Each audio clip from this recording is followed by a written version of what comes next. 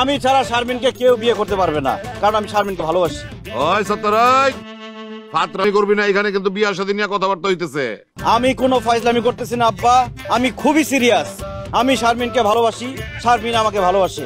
বাসার চাচা, আপনি যদি আমি ছাড়া শারমিনকে অন্য কোথাও বিয়ে দেন, এই দেখেন আমি বিষ নিয়ে আসছি, বিষ খেয়ে আমি আমাকে শেষ করে দিব। এই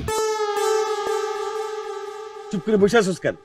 কথা কা, তুই কি সাত্তারে ভালোবাসো? সাত্তার যা কইলো এটা ঠিক?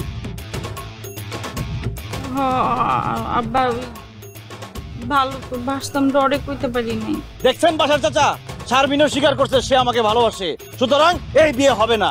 হরাম দাদা, তুই ভালোবাসার লেগার মাইয়া কইতে পারলি না?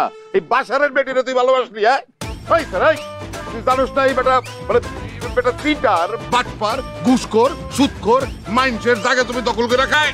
হাই হাই সালাম ভাই, আপনি না একটু আগে বললেন বাসার ভাই খুব ভালো মানুষ? আরে সেইটা তো আমি আপনার কান্দে মায়াটারে গছে দৌড়ে লেগে বলছিলাম। তাছাড়া বাসার আমার চাও কইছে এই জন্য, কিন্তু আসল কথা হইতেছে এই বাসার হইতেছে অত্র অঞ্চলে 1 নাম্বারের খারাপ একটা লোক। আর ওর মায়ের কথা কি কমবো, সে তো বিরাট চোর।